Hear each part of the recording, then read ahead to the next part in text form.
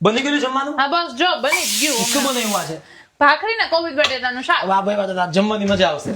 એ તમે શું કરો છો? કાંઈ નહીં, હળદિયો ખાઉં છું એટલે ખાવાનું મન થયું. હવે તમને ટેવ જ છે આવી જઈમાં પેલા ડબ્બા ખોલીને ખાઈ લેશે કાંઈક ને પછી મારા જમવામાં ખોચરા કાઢે એ રાખશે. ના ના રેવા દે. જો ને તો અમારી ટેવને કે છે ને કે ખોટું કેમાં કાંઈ તારું જમવાનું સરખું ન બન્યું હોય ને તો કહીએ સરખું મરચું નાખો મીઠું નાખો તો કેવું નહીં, ખાતા ખાતા સ્વાદ આવે એવું તો કહીએ ને તો કે ખોચરા કાઢે. હા પણ આ ટેવ તો જે ખરાબ છે ડબ્બા ખોલવાની ઈ તો ન હોવી જોઈએ ને. પછી જમવામાં ક્યાંથી ભાવે? તમે હા પેટ ભરી હા જાવ તો તો ભૂખ પહેલા. લાગે તો માણસ ખાય, ટાઈમે જમવાનું દઈ દે ભાઈ. તમે રોજ કેટલા વાગે જમો છો? 9 વાગે. હા તો હજી 8:45 થયા. તમને 9 વાગે મળી જશે જમવાનું બાપા.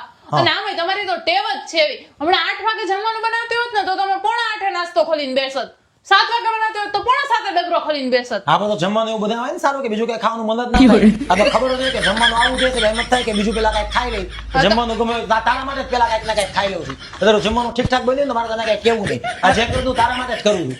હવે રેવા દ્યો ને તમે. હવે તમને નથી ભાવતું કોબી બટેટાનું શાક ને ભાખરી? ભાવે જ છે, બે મોઢે ખાઈ જ લ્યો છો. એ ભાવે છે મને મારા મમ્મીનું ભાવે, તારું નથી ભાવે.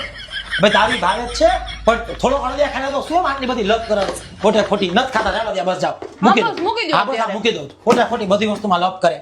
હવે ફટાફટ જમવાનું ધ્યાન મને.